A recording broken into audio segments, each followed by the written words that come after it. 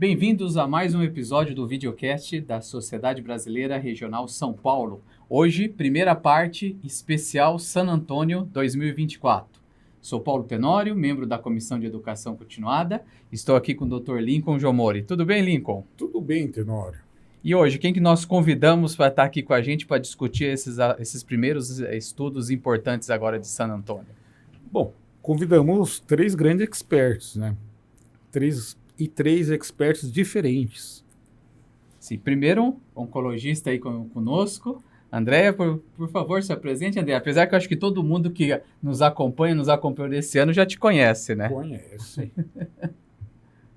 É um prazer estar aqui. Obrigada pelo convite mais uma vez. Eu sou Andréia Shimada, eu sou oncologista clínica do Hospital Sírio-Libanês. Dr. Samir, radio-oncologista aqui conosco. Samir, por favor, também já participou conosco aqui no videocast, né? Novamente aqui presente.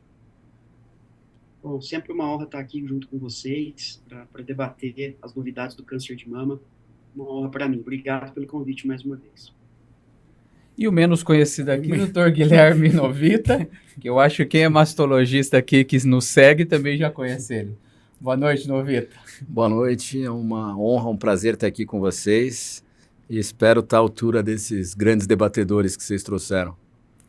Então vamos começar já o primeiro estudo, um estudo importante, que eu acho que traz dados importantes na oncologia clínica, é o PATNA, né? Um estudo multicêntrico, que avaliou mais de 500 pacientes metastáticas, nós estamos falando de pacientes metastáticas, triplo positivo, que receberam 6 ou 8 ciclos de duplo bloqueio mais taxano ou nivolherbina, e sem evidência de progressão, e foram randomizadas 1:1 entre receber palbo mais duplo bloqueio e endocrinoterapia versus o duplo bloqueio e endocrinoterapia. E o que esse estudo ele analisou? Ele fez o segmento até a paciente progredir ou uma toxicidade inaceitável e teve uma média etária em torno de 53 anos, com 90% dos pacientes receberam o inibidor de aromatase. Uma média de segmento de 52 meses e um desfecho primário com uma progressão free survival de 44 meses e 29 versus 29 meses. Então impressionante o que o palbo incluiu de sobrevida livre de progressão nessas pacientes. E um desfecho secundário que foi a sobrevida geral, mas ela não teve poder estatístico para ter uma avaliação adequada nesse momento, mas se nós lembrarmos, as taxas foram de 74% versus 69%. Lincoln, o que você acha? O que você quer adicionar alguma coisa em relação aos dados desse estudo, para depois a gente ouvir os nossos convidados? Não, estava comentando, inclusive, com a Andréia, que esse estudo, para mim, foi a melhor das surpresas, porque ele não estava nem inscrito. Apresentado por um brasileiro, muito conhecido, que está no Dana-Farber, e que acredito que será em breve um Pro-Exchange. Sim, os dados foram impressionantes em sobrevida livre de progressão, né?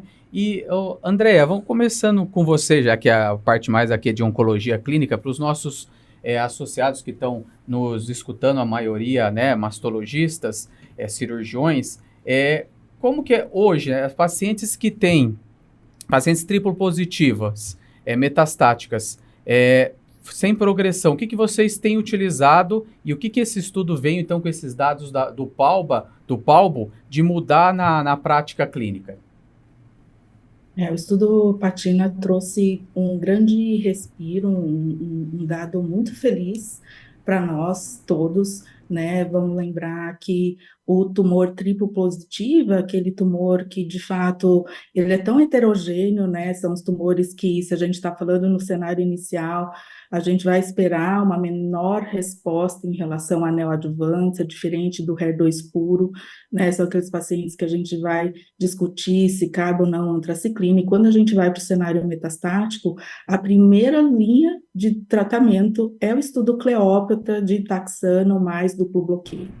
Então, o desenho do estudo mostrando que se fez o tratamento padrão, 6 ciclos de químio mais duplo bloqueio, e aí essas pacientes foram randomizadas para paciente com HER2 positivo, receptor hormonal positivo, né, com os dados que a gente tem, né, do benefício de inibidor de ciclina para a doença receptor hormonal positivo, quanto desse benefício a gente poderia acrescentar, né, num tratamento a mais para as pacientes triplo positivas. E o dado do PATINA trouxe claramente, né, essa resposta, mostrando um benefício da combinação de inibidor de ciclina mais terapia endócrina mais o duplo bloqueio.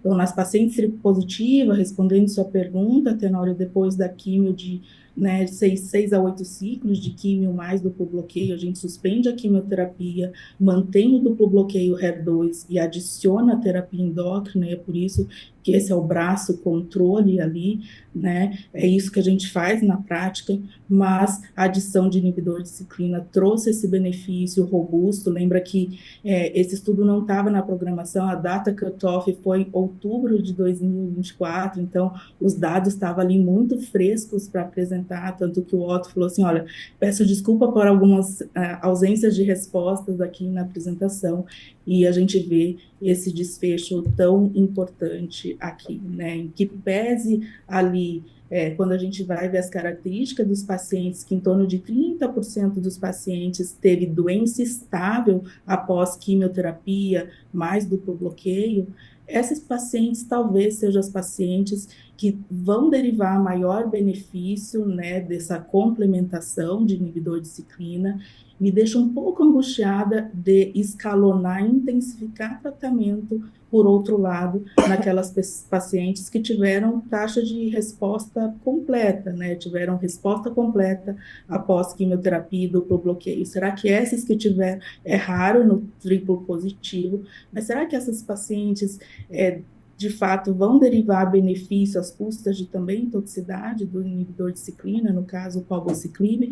Será que essas pacientes, já que tiveram resposta completa, poderiam seguir o nosso padrão, né? Mas as pacientes, esses 30% que a quimio mais duplo bloqueio conseguiu só manter doença estável, acho que são as pacientes que de fato merecem, né? É um estudo que muda a nossa prática aqui, talvez não para todas, mas para principalmente esse nicho de pacientes, né?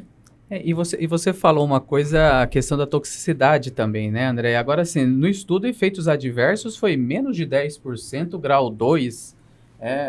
Então, assim, não acrescentou tanta toxicidade o fato nessas pacientes de acrescentar palbo, né?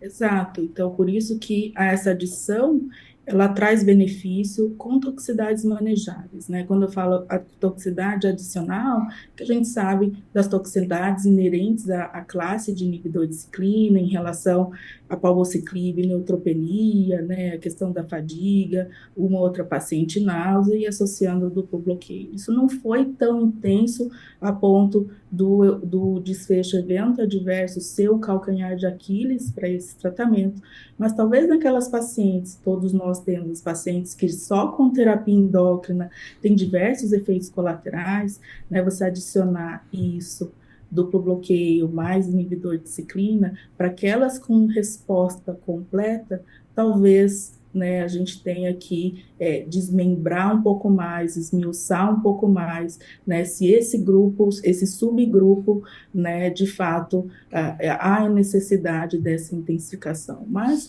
o resultado como um todo, ele é positivo, independente de resposta completa, parcial ou doença estável, nessa fase inicial de químio mais duplo bloqueio.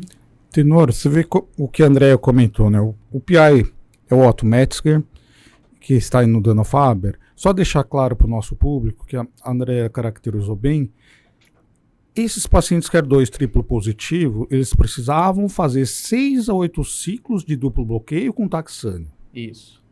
E não poderia ocorrer a progressão. E mostrou esse resultado fantástico, com delta de 15 meses, mais que um ano. É uma coisa que, com certeza, virá para mudar a prática clínica, muito em breve. E André, você vê alguma interferência no fato deles ter usado o palbo? Você vê assim, se esses dados se modificariam se fosse outro inibidor de ciclina ou não? Sua impressão, lógico que o estudo não é essa que não vai responder essa minha pergunta, mas a sua impressão.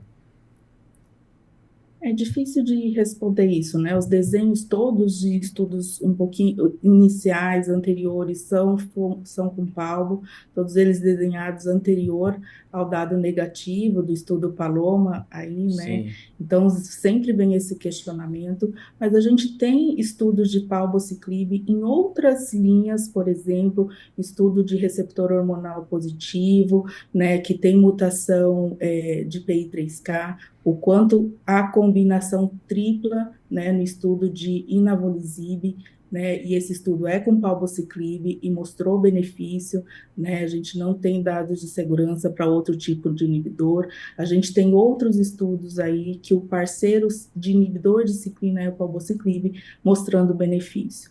A gente não tem como saber se esse dado ainda ser superior com outro inibidor de ciclina, né? Então, talvez a resposta seja sim, né? Mas é muito difícil. A gente precisa supor algo, né? avaliar toxicidade, né? Avaliar segurança, né? E aí eu não saberia dizer se em relação a outro inibidor de ciclina, né, essa combinação como um todo acrescentaria. Aqui no Patina, provavelmente não, a gente não ia ter nenhum dado de segurança detrimental para a utilização de outro inibidor de ciclina, mas até os dados, a combinação que muda a prática clínica é a utilização com palbociclib, né? A grande pergunta aqui é se o estudo de TDXD em primeira linha, né, que é o DB9, se ele vier positivo, o que a gente faz com esses resultados, né, em paralelo, quem vai ser o paciente para um, quem vai ser o paciente para outro.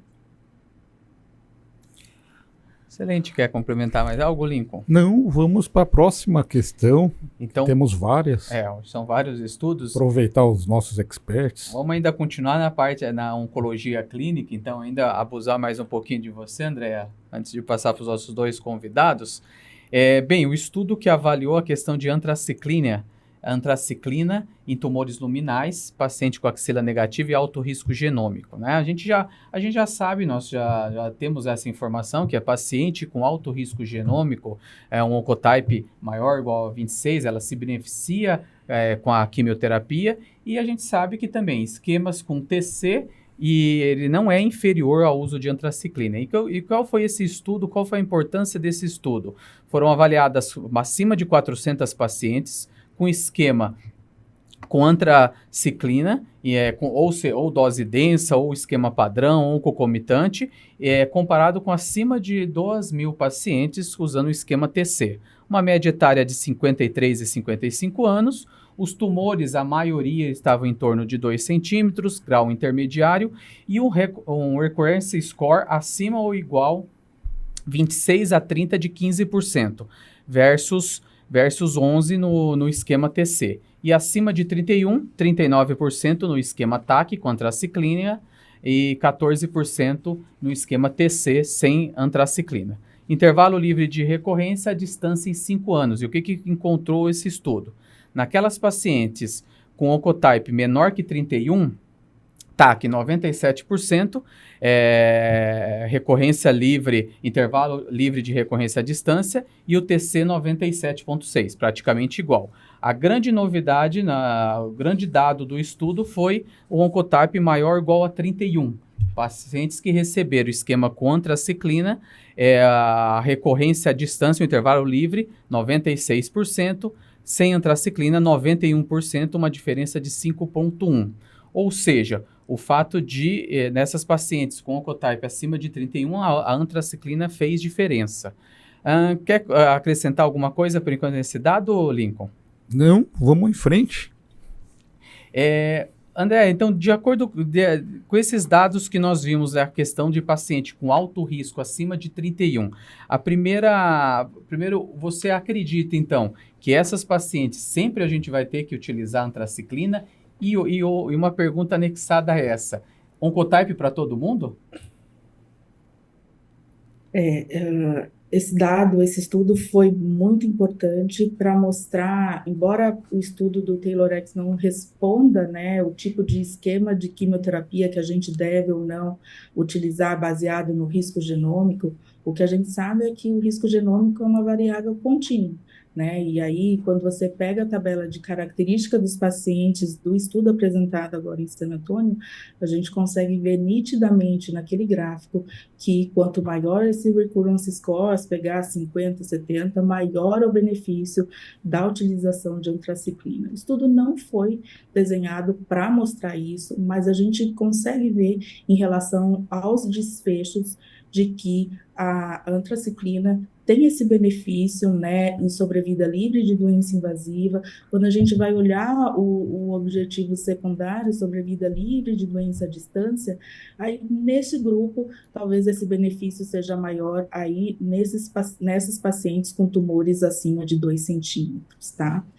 A questão da avaliação genômica é sempre um dado, é difícil acesso, idealmente, sim, todo paciente com indicação, ela traz um dado maior para a gente poder, né, descalonar tratamento citotóxico naquelas pacientes que têm um oncotype com risco baixo, né, e colocar a quimioterapia, né, com maior certeza naquelas pacientes que têm recurrence score maior do que 26. Então, existe aí aquelas pacientes entre pós-menopausa, entre 26 e 31, talvez TC6 seja o suficiente, a gente tem dados de TC6 não ser inferior a ACT, né? Aquelas na pré-menopausa, em que a gente vai discutir quimioterapia, mesmo no risco intermediário, talvez essas pacientes com tumores menores do que 2 centímetros também, mas esse dado reforça aí que não dá para a gente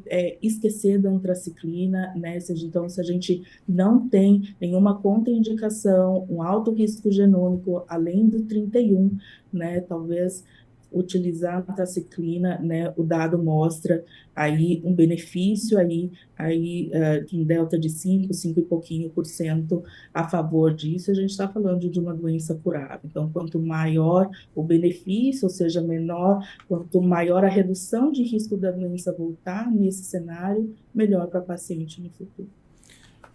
Tenório, começo a achar que esse dado será mais que provocativo. E se custo não é discussão, esse dado será utilizado. E lembrei, né, André, que coisa, de um autor que eu estimo muito, o Hal Burstyn, comentando que era o fim da era do antracíclico. Ele veio um estudo como esse para começar a abrir outros olhares e outros selecionamentos. Sim, eu acho que a Andrea comentou também, além dessa questão do oncotype de alto risco, acima de 31, mas a atenção principalmente em tumores acima de 2 centímetros na pré-menopausa, né, Andrea? Acho que esse é o dado principal do benefício maior da antraciclina dos antracíclicos nessas pacientes de alto risco genômico, né? Exatamente. Vamos seguir, Lincoln? Seguindo. Então vamos passar Posso agora fazer uma pergunta, né? Samir, quer Samir? comentar? Fazer uma pergunta? Sim, Não, sim. eu só queria perguntar para a Andréia alguma coisa relacionada ao número de ciclos das pacientes que fizeram TC. Parece que tem algum comentário com relação a isso, né? Que acho que elas não fizeram 6 ciclos, uma parte delas. Eu não prestei muita atenção nisso. Eu não sei esse dado de cor agora, Sam. Eu sei que tem um gráfico bem bonito em relação a essa variável contínua, de que quanto maior esse risco em relação ao risco genômico, menor é o benefício em relação a outros tipos de quimioterapia. Então, ali tem AC vezes 4, CMF, com dados negativos em relação a TC ou ACT. E aí, esse estudo procurou avaliar somente esses dois, né? TC6 e ACT. Eu não tenho decor aqui na minha cabeça agora qual o número de pacientes que fez TC6, mas não foi um número desprezível, não. Tanto que isso, na correção do hazard, não teve nenhum impacto em relação aos resultados finais desse estudo. Ok, podemos seguir? Ok, Samir? Vamos seguir então para o próximo estudo, Seguindo. o Europa Trial agora.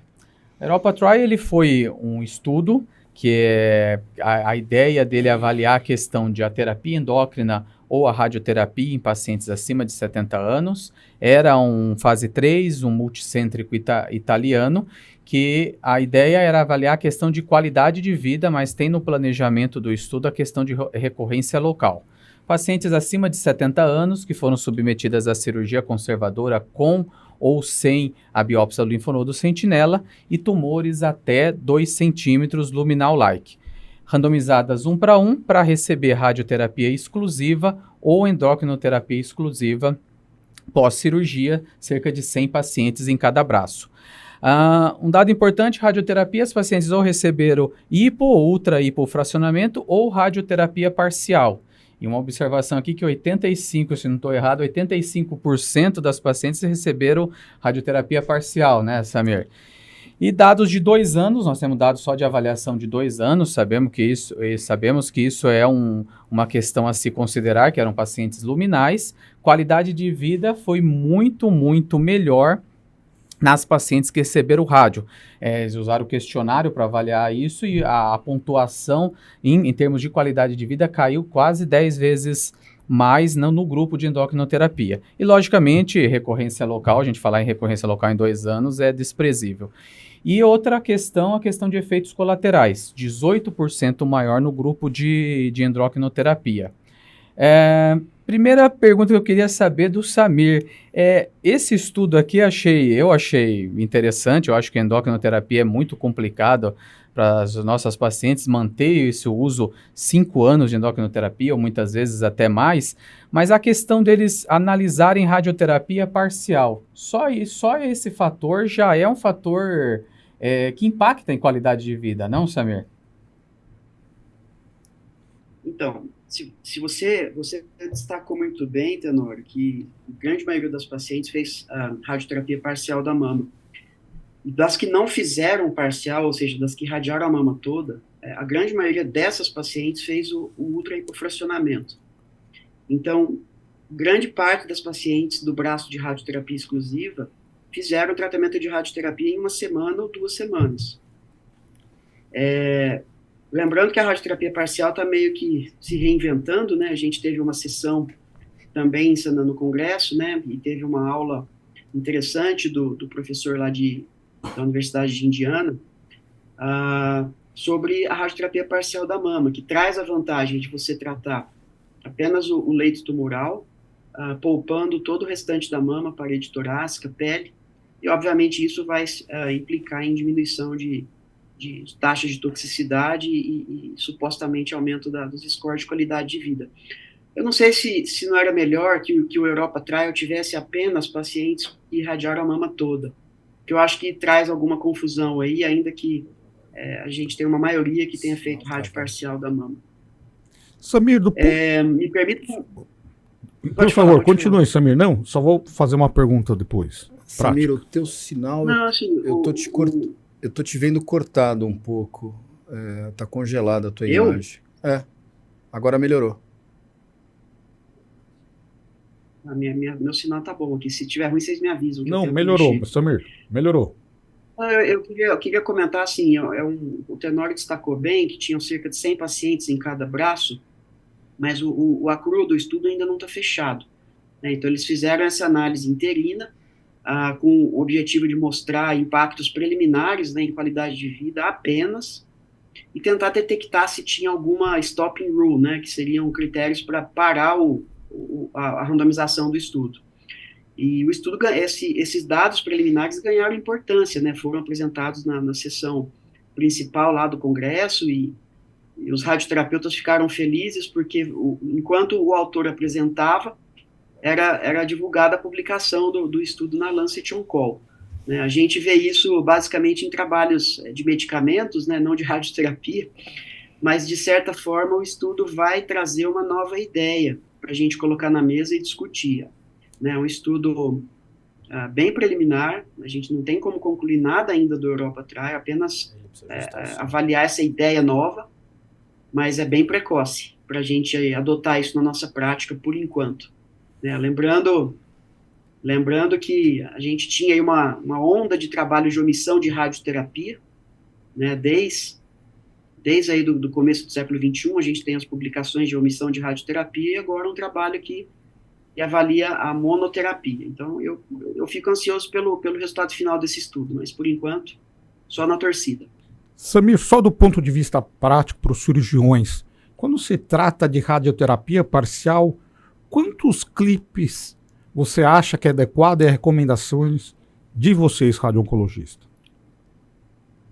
Depende da técnica de radioterapia parcial que você tem disponível. Por exemplo, se você vai fazer rádio intraoperatória, o leito tumoral está sendo visto ali na hora, você coloca o aplicador, ou o intrabin, ou o feixe de elétrons, e trata. Então, radioterapia intraoperatória não requer clipagem. A braquiterapia, que é um outro tipo de radioterapia parcial, e a radioterapia externa parcial da mama, cujo autor do Europa Trial também é autor de um estudo, que é o Florence Trial, de radioterapia parcial com feixe externo. Aí sim é necessário que haja uma delimitação cardinal do leito tumoral, ou seja, um mínimo aí de 4 clips, para você ter uma ideia volumétrica da área que você vai tratar, porque vai ser feito um tratamento numa região cerca de 1 centímetro em volta dessa área delimitada pelos clips. Uma dica para os colegas. Ótimo. Eu acredito assim, apesar de um estudo muito provocador, até essa questão de qualidade de vida, e eu acho que um dado que foi exposto também, que aquelas pacientes que fizeram endocrinoterapia, Lincoln, 22% trocaram e 12% abandonaram. Então, assim, mesmo em dois anos, a gente vê como que é difícil manter endocrinoterapia, né, para as pacientes. Não é simples. Nós estamos falando de paciente acima de 70 anos, então é complexo. O que você acha, Guilherme, na sua prática? Como que você vê esses dados? Eu não gostei. Eu estava comentando antes da gente entrar no ar, eu não achei que esse estudo foi tão bom assim para nosso dia a dia. Porque na terça-feira você teve uma revisão de EBCT-CG com pacientes idosas, e você teve uma diferença estatisticamente importante, mostrando que a cirurgia mais tamoxifeno é melhor do que só o tamoxifeno, só terapia endócrina e esperar a progressão. Então, assim, na terça a gente teve uma corroboração daqueles dados que a gente já conhece, que já falam há muito tempo que tem que fazer o tratamento adequado para pacientes acima de 70 anos. Então, assim, o tratamento padrão ouro continua sendo cirurgia, radioterapia e a terapia endócrina. A questão de você comparar radioterapia versus a terapia endócrina, a meu modo de ver, é apenas para você ter uma ideia do quanto você vai perder para aquela paciente que você não pode fazer uma ou outra terapia. Eu não vejo muita lógica hoje você não indicar radioterapia, apesar de você ter dados de sobrevida mostrando que não impactou, mas você tem dados mostrando que a recidiva local é muito maior no grupo não irradiado. E é um tratamento geralmente fácil, acessível, pelo menos nas grandes cidades. Então, assim, não tem muita lógica uma paciente ser submetida à cirurgia com indicação de radioterapia não fazer. Um caso excepcional, uma paciente com condições clínicas limitantes, você vai fazer o que pode. Agora, não é porque a endocrinoterapia tem uma qualidade de vida um pouco pior que a radioterapia, coisa que a gente já imaginava, que a gente também não vai oferecer a terapia endócrina para essa paciente. É óbvio que a gente vai acabar fazendo as duas coisas. E ninguém tem dúvida que um tratamento que leva 5 anos de duração ou 7 vai ter uma pior qualidade de vida. Isso daí não tem jeito. A radioterapia hoje, o Samir resolve a vida das pacientes em no máximo 5 sessões nesse grupo aí. Então, é um dado que, assim, é válido, mas, na minha opinião, não vai mudar a prática, que é oferecer todo o tratamento padrão que a paciente necessite. Concordo com você, Guilherme, porque essa visão maniqueísta, porque existem pacientes idosas, estamos aqui com uma grande especialista em oncogeriatria, diz pessoas idosas ou elderly patients que são fitness. Não, E conseguem levar o tratamento e ter os benefícios da multimodalidade. e tem outra coisa, Lincoln. Os estudos anteriores já mostraram que nesse grupo super selecionado de pacientes mais acima de 70, tumores entre aspas, favoráveis, o que você vai precisar, às vezes, é um tempo maior para você ver uma diferença de desfecho. O Prime 2, né? Com dados Então, de 10 anos. 2 anos é ridículo para você concluir qualquer coisa. Sim. Não, os próprios estudos anteriores, aqueles estudos randomizados, cirurgia versus cirurgia ou terapia endócrina versus cirurgia, esses estudos só foram mostrar benefício de sobrevida global depois de 10 anos que as curvas abriram. Então, assim, na minha opinião, não dá para concluir nada desse estudo, exceto que, do mesmo jeito que eu já acreditava, a terapia endócrina dá mais efeito colateral, mas vamos tentar sempre que possível. Concordo. Não devemos demonizar. Opa! André, alguém? Não, só fazer um adendo aí no que vocês estão muito bem colocando.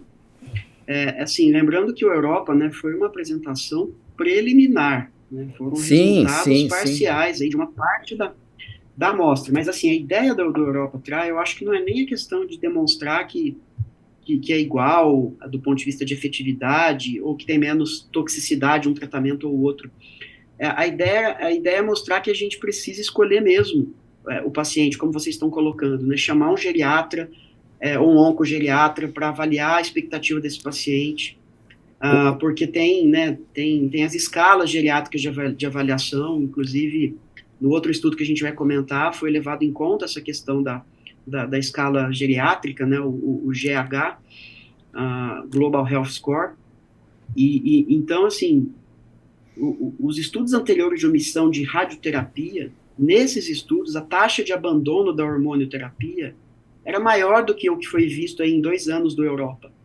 Então, chamava a atenção dos autores que, muitas vezes, as pacientes ficavam com subtratamento. Samir. Elas operavam, não faziam nem rádio nem hormônio, por um tempo adequado. Então, a ideia da Europa, eu acho que é tentar trazer uma ideia, tentar trazer uma possibilidade a mais aí na equação, né? Samir. Mas é isso, eu concordo com você. Sabe qual é a minha crítica? Eu queria ouvir a opinião da Andrea disso. Toda vez que você compara uma coisa diretamente, dá a impressão que uma pode substituir a outra.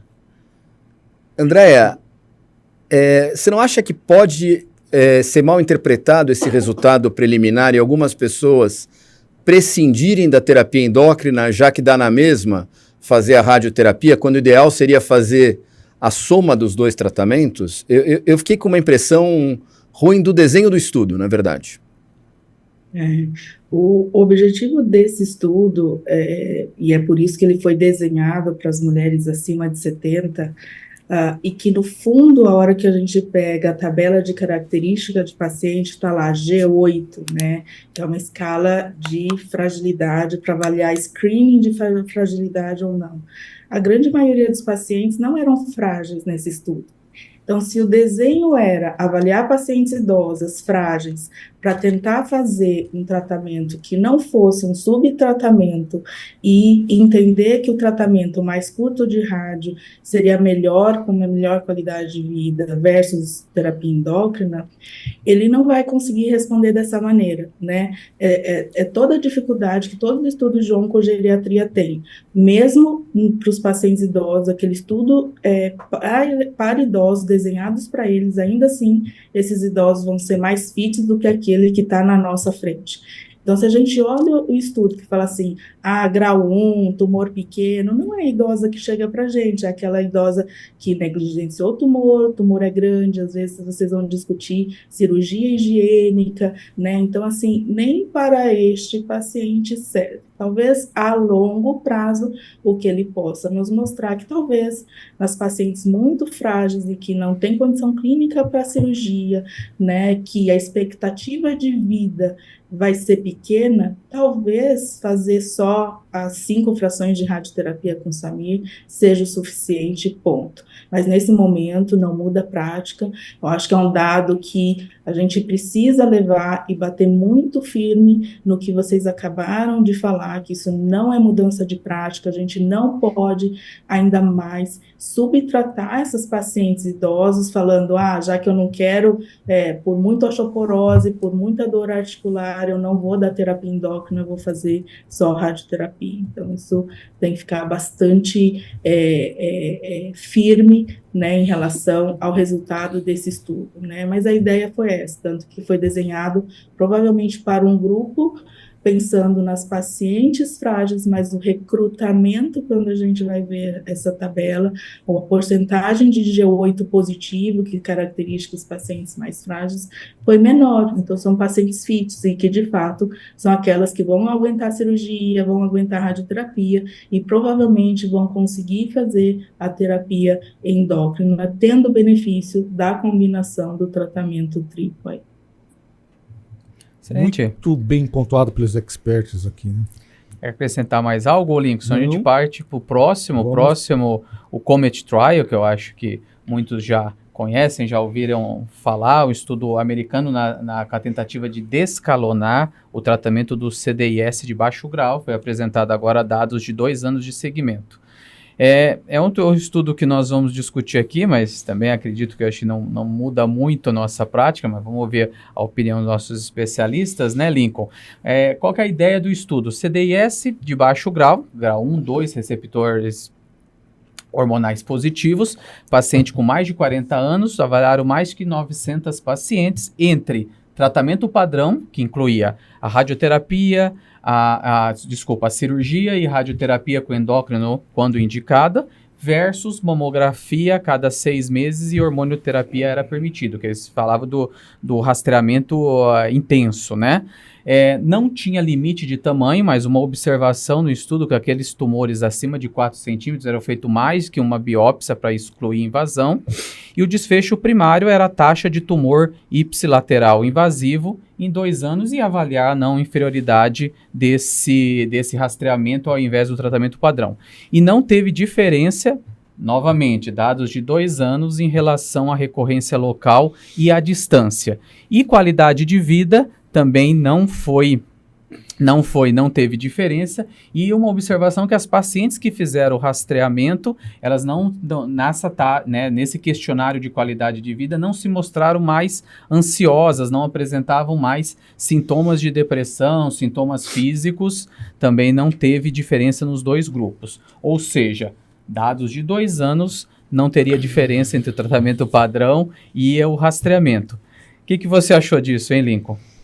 Muda alguma coisa ou não, 2 anos? Tem uma opinião formar, né? Vamos perguntar isso para o Guilherme.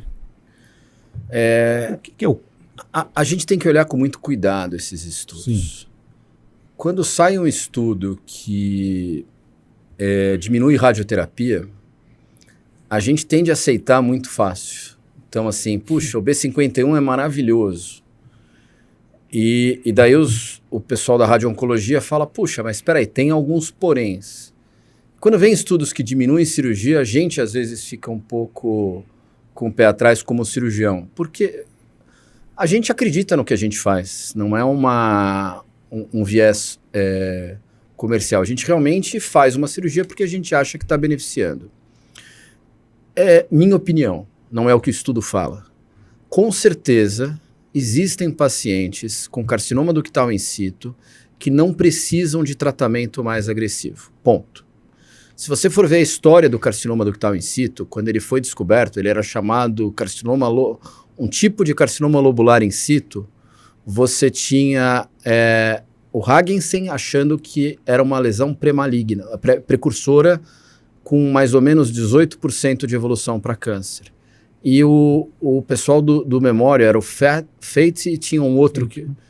Eles, na casuística deles, na corte deles, tinha 50% de evolução para câncer. E a gente assumiu aquilo. Estudos mais recentes mostram que a taxa de conversão para câncer é menor do que isso, mas a gente continua trabalhando como uma lesão altamente pré-cancerígena.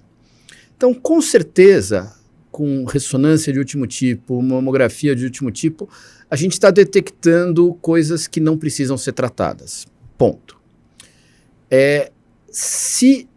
Assim como a gente dá químio para paciente que não precisa, assim como a gente faz rádio para paciente que não precisa, a gente opera paciente que não precisa. A gente só não sabe qual é o paciente que não precisa. E o Comet, na minha opinião, ainda não respondeu isso. Até porque ele generaliza de uma forma muito ampla. Se você vê os tamanhos de lesão, ele permitia tumores maiores do que 4, 5 centímetros. Então isso é uma coisa que assusta um pouco. Eu acho que dos estudos de não cirurgia do carcinoma ductal in situ, é o que acaba tendo um critério até mais amplo. O dado de 2 anos é ridiculamente curto para eu concluir alguma coisa. Você precisaria ter um dado mais longo, você precisaria aí ter os estudos de radioterapia, por exemplo, ou de terapia endócrina, os desfechos. O Van Nuys funcionou nos primeiros anos, quando você vai ver. E depois você vê, depois de 12 anos, que teve uma diferença importante. Então, assim, é muito prematuro você dizer que funciona, que você já pode não operar. O dado que me chocou na hora foi o contrário, porque a gente viu que o grupo que teve mais recidiva invasiva não foi significante, mas beirou a significância, foi o grupo que fez cirurgia e radioterapia. Daí você fala assim, caramba, como é que foi isso? Como é que o grupo que tratou teve mais recidiva? Todas essas recidivas invasivas aconteceram nos primeiros 1-2 meses. O que foi? Foi upstage, foi cirurgias que detectaram carcinomas invasivos no meio daquele carcinoma in situ. Acho que chegou a 15%, acho que chegou a 15%. É um número alto. Sem dúvida. E depois disso, você vê um platô na curva do grupo operado. Ao passo que o grupo do segmento começa muito devagar, até porque as pacientes não começaram exatamente 6 meses depois da randomização a fazer o segmento, mas você tem uma subida gradual. Então, daqui a uns anos, você vai analisar esse resultado e talvez o grupo que está em observação passe. As linhas mostram que vai passar. E daí talvez alguém fale, tá vendo? Precisa operar todo mundo. E eu acho que ali no meio deve ter um subgrupo que não precisa. O problema é a análise de subgrupo não vai ter poder estatístico para você dizer isso. O estudo é legal, é bem bacana, é um dado interessante, me tranquiliza a ponto de eu ter pacientes que talvez por condições clínicas eu não queira fazer uma cirurgia, eu poder fazer um acompanhamento. Agora, não me permite ainda não operar uma paciente que teve uma biópsia a vácuo que sumiu toda a lesão, que teve um tumor, um CDS grau 1 achado incidental. Se eu fizer uma observação disso, eu estou fazendo uma pesquisa. Eu não estou fazendo o tratamento padrão. Então, não mudou nada, é um dado altamente provocativo. De objetivo desse estudo, qualidade de vida a mesma. O que eu esperaria? Quem operou e fez radioterapia, a qualidade de vida é pior. Até porque a terapia endócrina era livre nos dois grupos. E foi igual. E a outra coisa que chamou a atenção, isso a Shelley Wang mostrou, é o seguinte, eles tinham um medo muito grande de já começar a ter recidiva invasiva muito precoce, pelos eventuais carcinomas invasivos que eles deixaram para trás. E isso não aconteceu, o que dá uma tranquilidade para ela continuar o estudo mais algum tempo. Na minha opinião, foi o estudo, para gente que é cirurgião, mais interessante, foi o dado mais inusitado, assim, mais novo, mas que ainda não muda a prática. E não acho que vai mudar. Tenório, Guilherme, eu concordo, porque esse dado é provocativo, o follow-up é muito curto. Kitog 9804, em 12 anos, mostrou uma taxa de qualquer recorrência em 14%. De câncer invasivo, 7,5%. Aí você vai para o ICOG 5104, em 15 anos, qualquer recorrência 15%. Recorrência invasiva, 9,5%. E isso que o Guilherme falou é importantíssimo. Não é por exchange. Com certeza existe um subgrupo que não sabemos selecionar tão adequadamente, que estamos fazendo overtreatment, mas que não nos permite. É um estudo provocativo, interessante. E um dado interessante, Lincoln, assim, você pode não ter estudos de não cirurgia, mas você tem 4 excelentes estudos randomizados de não radioterapia em carcinoma ductal in situ. E todos falharam. Todos foram piores. Inclusive, o estudo da ORTC, quando você tenta dissecar isso por subgrupos, mesmo nos pacientes acima de 65 anos, tumores menores do que 1 centímetro, margens amplas, receptor, você não consegue não irradiar. Então, assim, não tem sentido. Tudo bem que o sentido muda às vezes com a evidência, mas assim, não tem sentido algo que a radioterapia fez diferença, agora você não fazer nem rádio e nem cirurgia. O sentido único que eu vejo disso é o carcinoma ductal in situ detectado em 2024, com esses exames ultramodernos, ele é diferente daqueles carcinomas ductais in situ detectados na década de 90. Com certeza. E por isso, talvez mereça um tratamento diferente. Eu acredito até a questão de qualidade de vida, que as pacientes no questionário, eu acho que eles usaram o SF36, que é um questionário bem legal, que avalia várias funções, desde função física, psíquica, não mostrou, não é as pacientes eram mais ansiosas. Não sei se isso vai cair para a nossa realidade, né? Realidade do americano para a nossa realidade aqui brasileira. Eu não acho que na nossa prática uma paciente vai aceitar acompanhar e vai estar menos ansiosa do que uma americana que tem uma dificuldade e um custo diferente, né? Eu acho que a população é muito parecida. Eu vejo mais diferença da população brasileira com a europeia do que com a norte-americana. A gente tem, culturalmente, eu acho que pensamentos muito iguais, eu acho que vai dar na mesma. Vai dar na mesma. Minha opinião. Bem, vamos ver as cenas dos próximos capítulos, né? E o Lincoln, você começou a comentar, então, outro estudo que nós separamos foi os dados em conjunto do RTOG e do ACRIN, que avaliou a questão do CDIS também, de baixo grau, mais de 800 pacientes, aí nessa situação avaliando 2 grupos, com uso de tamoxifeno e sem o uso de tamoxifeno. Média do CDIS menor, os CDIS eram menores que 2,5 centímetros, mas 50%, 48% era tamanho menor que 5 milímetros.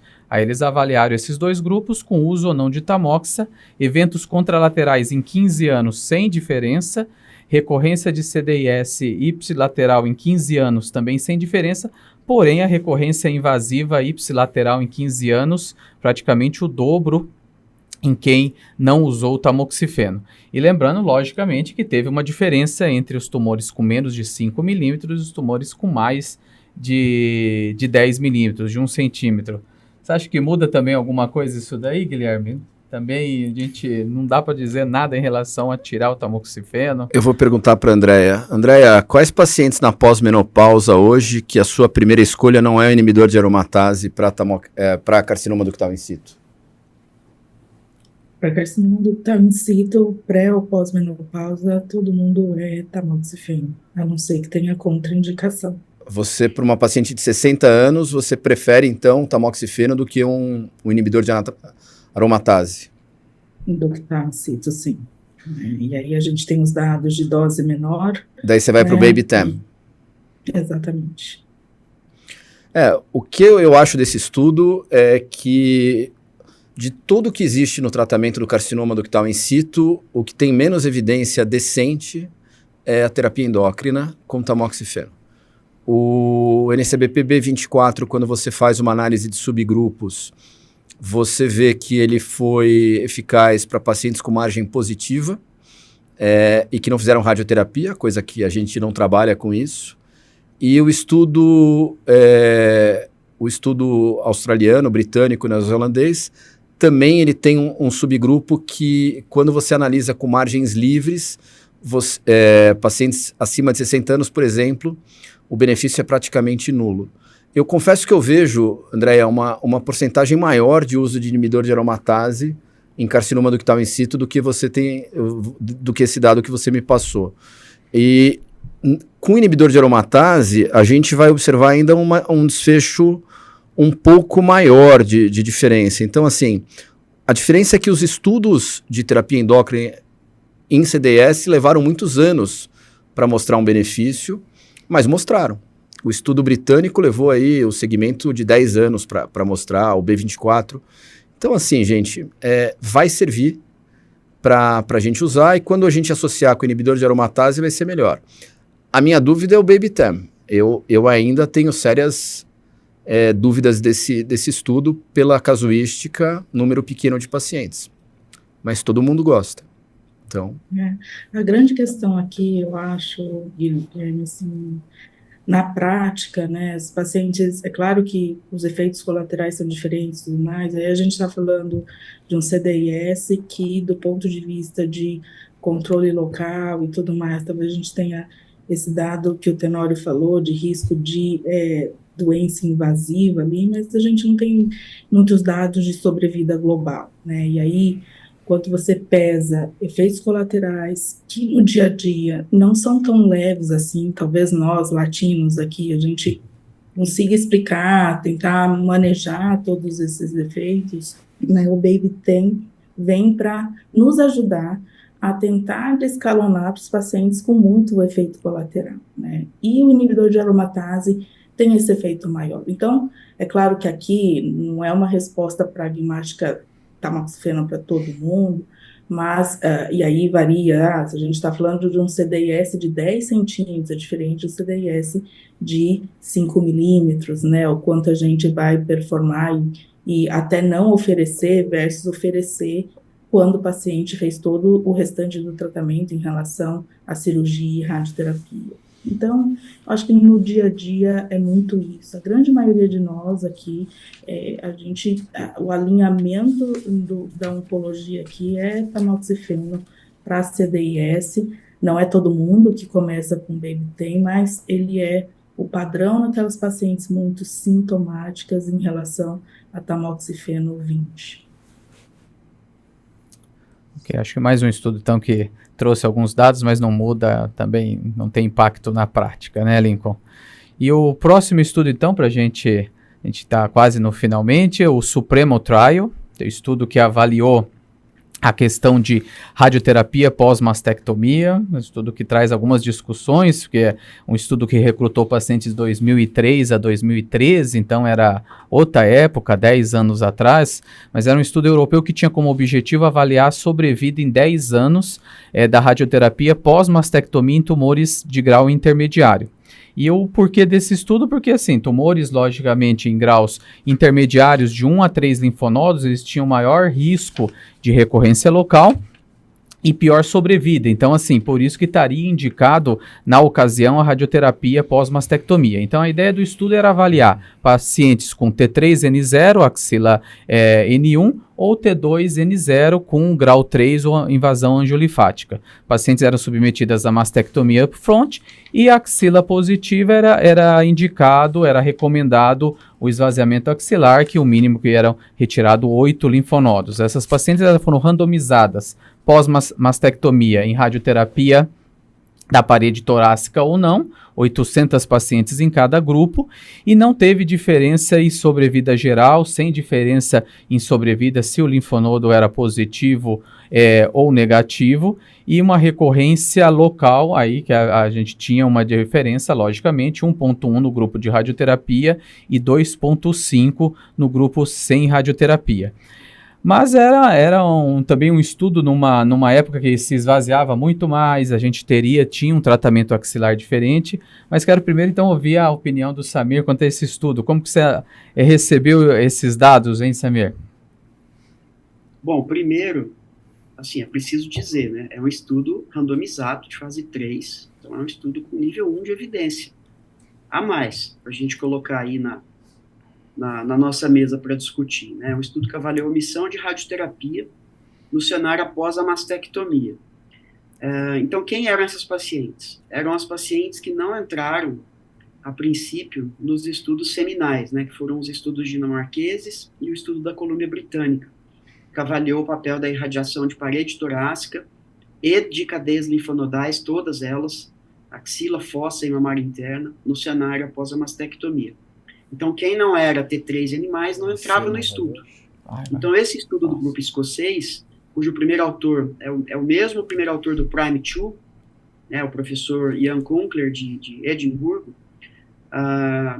ele mostrou, né, na apresentação, que a radioterapia, como vocês destacaram, aí, o Tenório destacou, ela não exerceu um benefício significativo em 10 anos na sobrevida global. Algumas observações pontuais. Primeiro, a gente tinha pouquíssimos pacientes T3N0 na amostra. Pouquíssimos, tá? E segundo, a gente tinha cerca de 15% apenas das pacientes que fizeram como amostragem axilar a biópsia do linfonodo sentinela.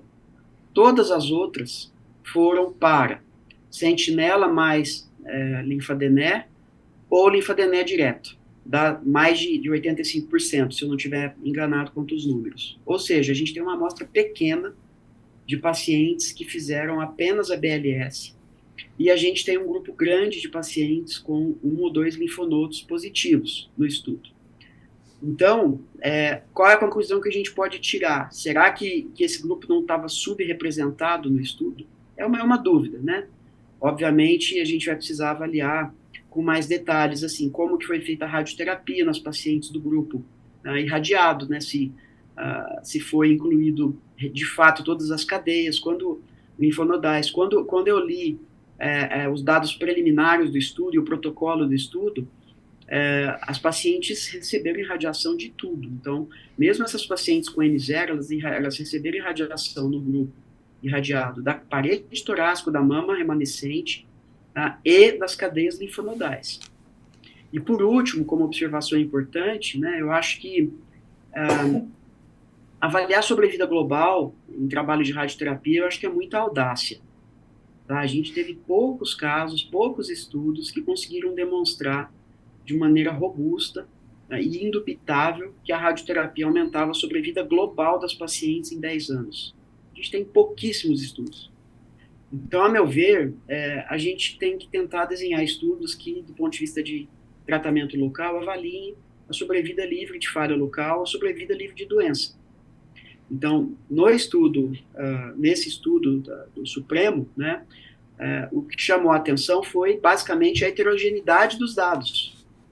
Porque quando você olha a sobrevida, a incidência de falha local e de falha loco-regional, na amostra como um todo, o benefício não foi significativo. Quando você coloca apenas pacientes com linfonodo positivo, o benefício foi significativo, ainda que em termos absolutos tenha sido muito discreto, né? 1 versus 2%, alguma coisa assim. Então, assim, é um estudo a mais na nossa consideração de escalonamento do tratamento, mas a gente tem que ficar atento com relação à seleção. Para mim, o que mais chamou a atenção é que é um estudo que denota que a seleção dos casos para fazer ou para não fazer os tratamentos é de fundamental importância nos dias de hoje. Não sei a opinião de vocês, mas, assim, eu vou usar o Supremo como parte do meu embasamento para não indicar radioterapia em algumas pacientes, não em todas do estudo. Eu concordo com você, viu, Samuel? Eu acho que hoje, né, Lincoln, hoje na prática, eu acho que vai ser pouco útil, porque assim, por exemplo, 30% da amostra no estudo era HER2 e triplo negativo. Um T3N1 vão para quimioterapia neoadjuvante. Já sai do estudo. Tem um outro dado. Nós temos Sinodar. Como que a questão de cirurgia por fronte você vai esvaziar uma axila hoje? Não. Então... Tem um outro dado, eu até perguntei isso pro autor, é o seguinte: não é essa mastectomia que a gente faz nesse caso. Essa paciente vai por uma mastectomia preservadora de pele, areola e mamilos, na imensa maioria dos locais do mundo ideal. Essa paciente vai para uma biópsia de linfonodo sentinela, e eu não acho que o sentinela ou esvaziamento axilar vai fazer a diferença, mas o tipo de mastectomia vai. E ele não fez, ele fez mastectomia simples em todo mundo, ou seja, mastectomia total e com retirada de linfonodos, então foi 80% de mastectomia radical modificada. E outra coisa, a gente já tinha estudos negativos em termos de sobrevida global no passado, com paciente com nenhuma doença axilar ou com pouca doença axilar, mas surgiram meta-análises que quando você junta muitos dados, isso passa a ter um impacto. Então, assim, é o que o Samir falou, é mais um estudo que vai ter que ser incluído numa meta-análise, e quando você incluir numa meta-análise pareando, talvez você mostre que a soma de vários estudos, você continua tendo ainda a justificativa para irradiar pacientes com axila positiva em caso de mastectomia. Ainda mais com a mastectomia atual que a gente faz, essa discussão continua aberta. Então, eu acho que é um estudo interessante, mas eu não acho que vai mudar a prática do Samir ou da maioria dos radio-oncologistas. Muito bem colocado. Tenório, De acordo. de fato, Guilherme pergunta em plenária, Poian, uma forma muito sucinta. E para ficar bem claro para a plateia que não é esse tipo de cirurgia moderna. Já é um estudo, Um outro cenário. é um estudo bem desenhado, tudo, mas para aquela época, né? Não é mais para a realidade nossa, mas é um dado científico, lógico. E vamos passar para o INSEMA Trial, então, estamos nos finalmente, um estudo semelhante ao SOUND, né, um estudo alemão, austríaco, que avaliou a não inferioridade em pacientes que eram submetidas ou não à cirurgia axilar, linfonodo sentinela, e comparou a sobrevida livre de doença invasiva. Essa que era o desfecho primário. Mais de 5.000 pacientes foram randomizadas em realizar ou não a biópsia do linfonodo sentinela, e aquelas, nós não temos os dados agora, não foi apresentado esses dados, mas aquelas pacientes que apresentavam o linfonodo sentinela positivo, depois eram randomizadas para esvaziamento ou apenas o sentinela.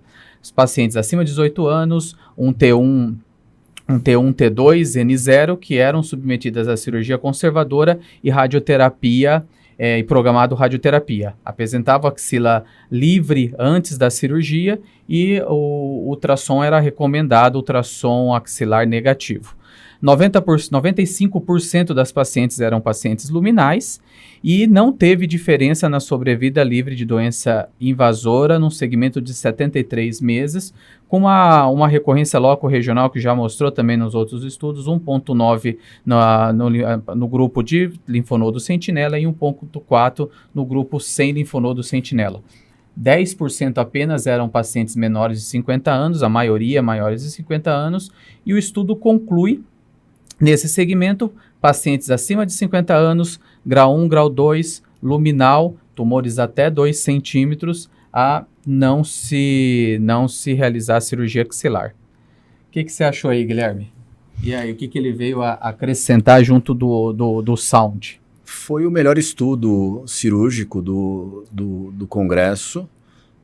Ele corrobora os dados do SOUND com uma ampliação maior de resultados. A minha impressão é que é o Senomac do SOUND, assim. Então, do mesmo jeito que o Z11 gerava dúvida, veio o Senomac. É um estudo com maior número de pacientes, é um estudo que inclui uma quantidade maior de pacientes, então ele permitia T2 até 5 centímetros, e ele não mostra diferença de prognóstico. Dá para usar isso na nossa prática já? Sim, mas você precisa combinar isso com o pessoal da oncologia clínica. E a radioterapia também, né? Mas principalmente da oncologia clínica. Sim. Porque a questão toda esse estudo começou a randomização numa época pré-inibidor de ciclina, por exemplo, que usa a informação da axila cada vez mais. Numa época pré-inibidor de PARP, que você usa a informação da axila em tumores luminais. Então, assim, você vai continuar tendo que ligar para o pessoal da oncologia, ligar para a Andréia e falar: Andréia, vem cá, eu estou com uma paciente nesta situação. Neste caso, a informação da axila vai fazer diferença para você? E quando ela disser que sim, você vai ter que sim fazer um estudo axilar. E eu acredito que a maior parte das vezes ainda vai se dizer que sim. Só para dar alguns dados, analisando o Senomac. O Senomac, se você analisar indicações de quimioterapia por país, você tinha que, na Dinamarca, você tinha 30% das pacientes só fizeram químio, ao passo que na Grécia, você tinha quase 75% fazendo. É a mesma paciente. Por quê? Porque tem escolas diferentes. A nossa escola de indicação de terapia adjuvante é muito mais próxima das diretrizes norte-americanas do que o padrão que você vê na Europa, principalmente Europa Ocidental. E nas pacientes da Dinamarca, quando você olha pacientes na pós-menopausa, você tem uma diferença estatística de indicação de quimioterapia a favor para o grupo que fez o esvaziamento. Então, assim, é uma pergunta que ainda não está respondida. Será que isso impacta o tratamento complementar? Minha opinião que sim. E se isso impacta o tratamento complementar, por que isso ainda não tem desfecho estatístico? Pouco tempo, pouco paciente, um grupo de pacientes, eles mostraram, a maioria dos pacientes era pequeno, a média de tamanho tumoral era igual ao do Sound, praticamente 1,1 centímetros, 80% a 85% dos tumores luminais, então não é a população totalmente representada. Então, assim, talvez em alguns subgrupos de pacientes você vai prescindir. Quando é que eu vou usar isso na prática? Do mesmo jeito que eu uso o Sound. Você quer saber quando que eu uso o Sound?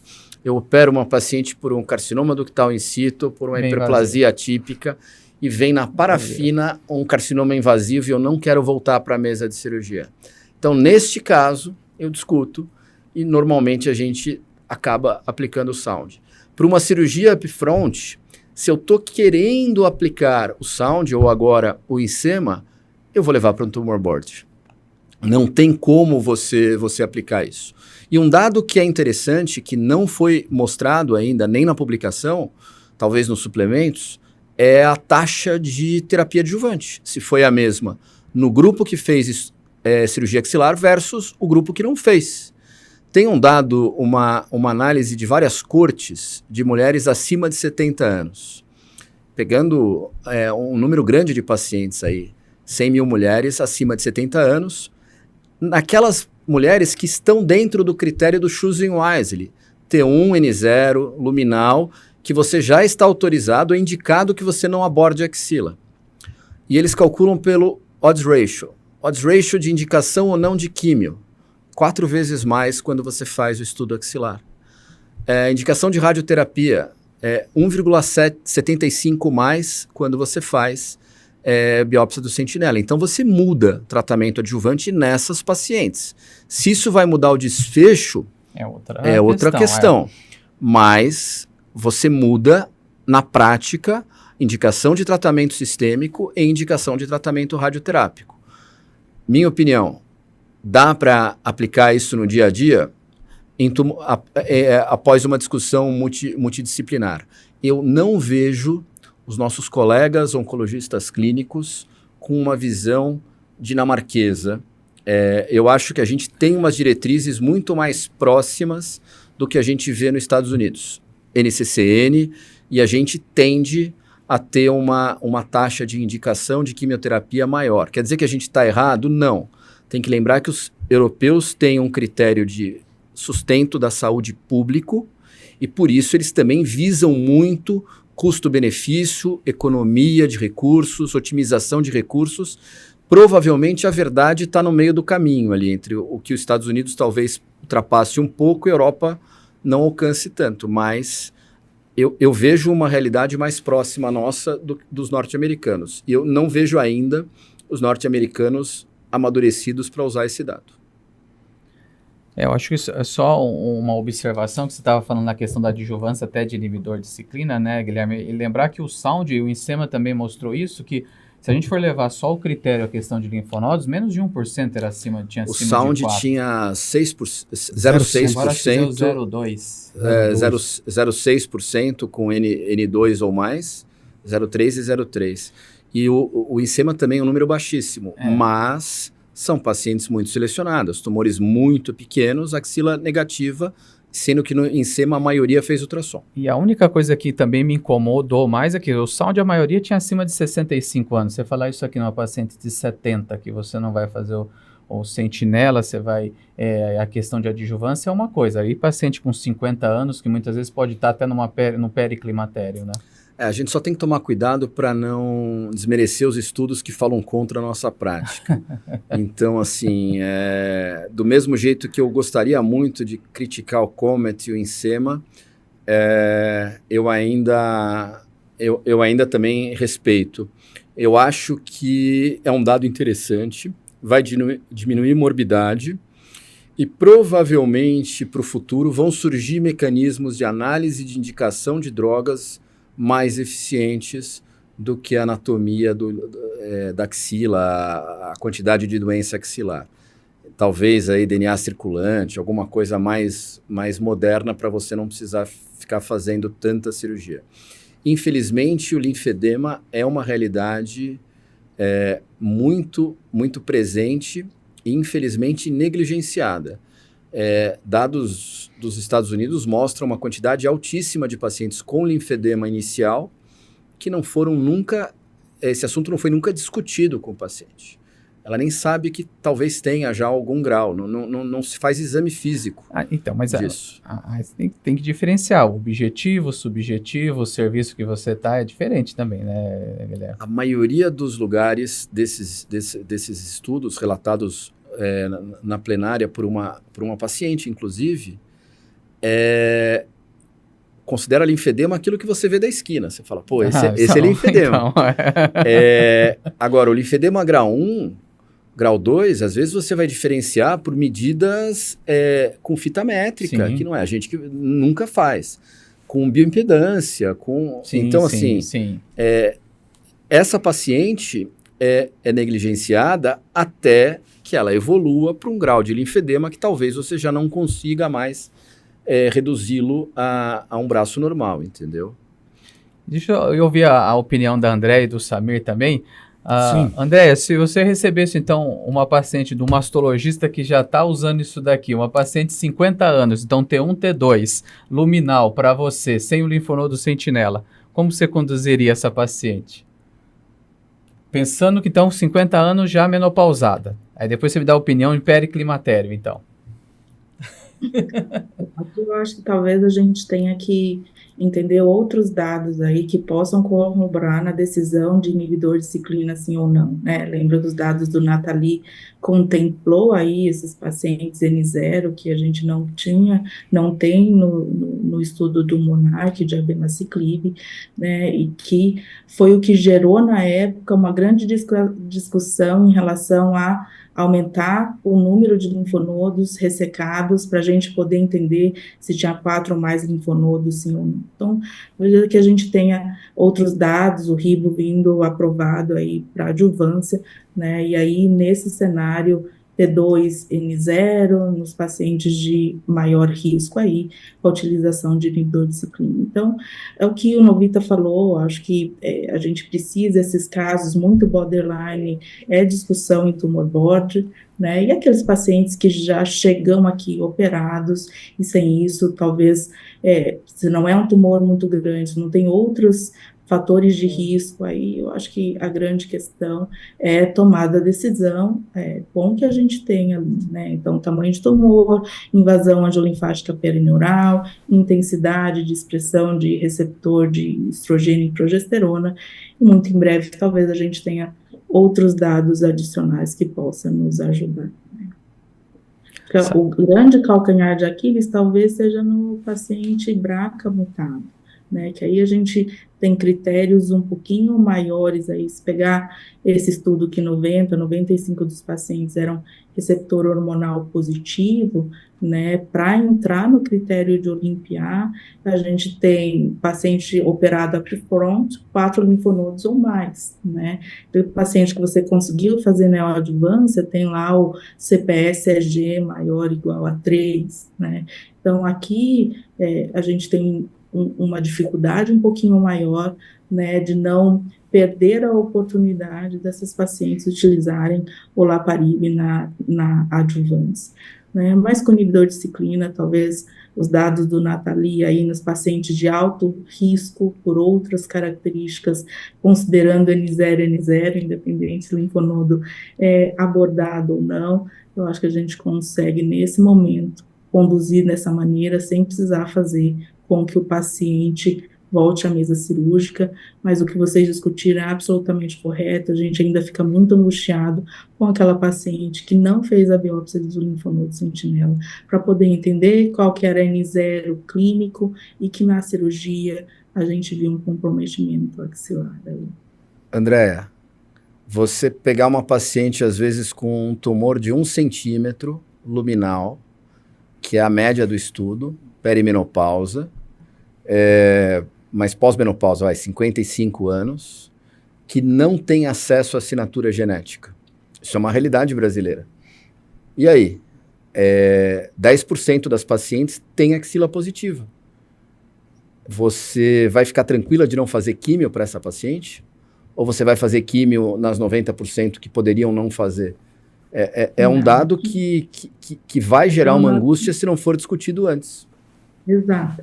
Então, por isso que é aquilo que eu falei, eu concordo plenamente que precisa ter essa discussão em tumor board, porque essa paciente ter um CN0 clínico, que a gente não sabe se de fato cirurgicamente ela não é N positiva e que precisaria fazer quimioterapia, ou pelo menos discutir, se a gente não tem um dado genômico melhor para ver, e mesmo se a gente for usar os dados de N1, né, e que a gente vai usar a plataforma genômica, é muito difícil, a gente vai poder correr o risco de subtratar algumas pacientes aí. Ou supertratar.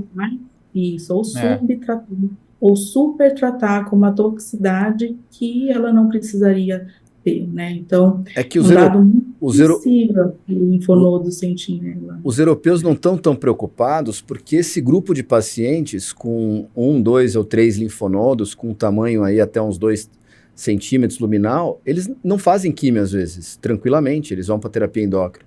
E não é a nossa realidade. Então, assim, não é só o inibidor de ciclina, é a químio e provavelmente o Samir. Bom, o Samir não vai ter problema por causa só tem cirurgia conservadora. Vai dar alguma dúvida para você, Samir? Você vai querer irradiar a axila? 50 anos, T1, T2, N desconhecido. Então, eu estava pensando aqui enquanto vocês falavam, me vieram 2 coisas à cabeça. Primeiro, se a gente receber essa paciente sem ela ter feito a BLS, tá?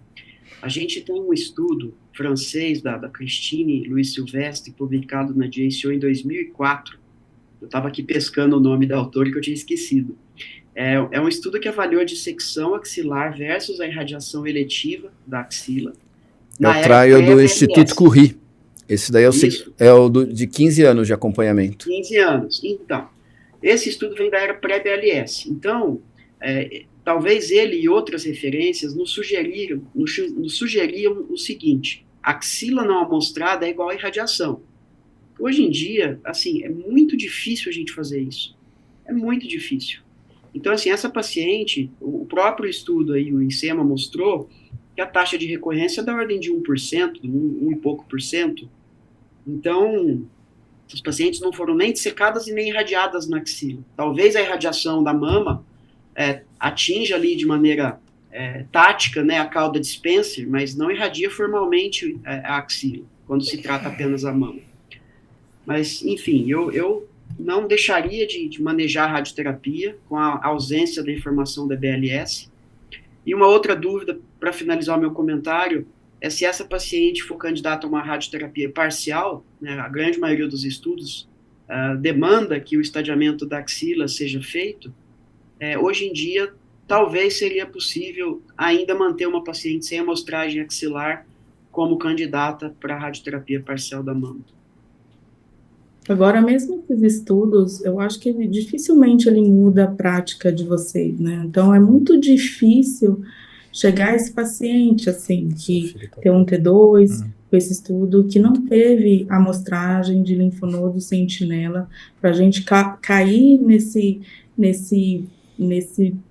momento em que é difícil definir todas essas estratégias de tratamento sistêmico, né? Então, é isso, é tumor board, angustia todo oncologista, todo mundo que vocês perguntarem, a gente vai querer uma amostragem axilar para poder entender e tomar a conduta, né, para que no momento de tratamento adjuvante, a gente poder oferecer tudo o que for necessário para diminuir o risco da doença recidivar lá no futuro.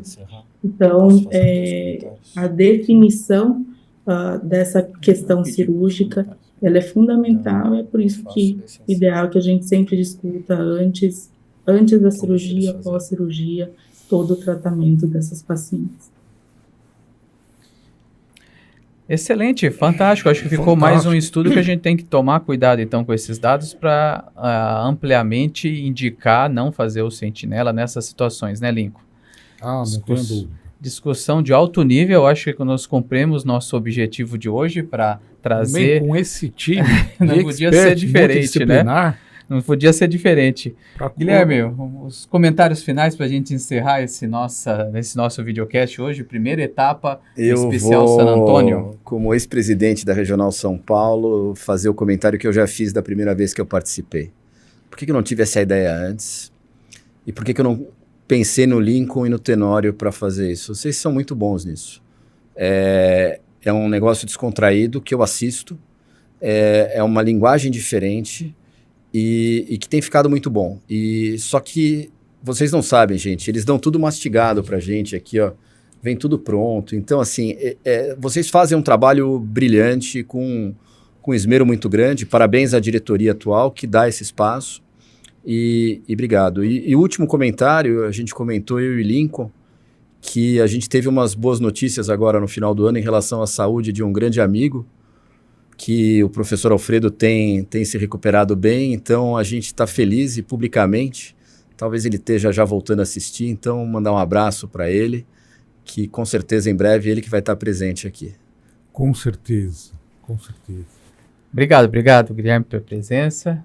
André, obrigado novamente. Alguma consideração final para nós? Obrigada, não, quero só agradecer mais esse convite por estar com todos vocês de novo aí, e parabéns por essa iniciativa aí tão assistida e tão bem comentada por todo o Brasil. Obrigada. Samir, obrigado mais uma vez. Suas palavras finais, Samir.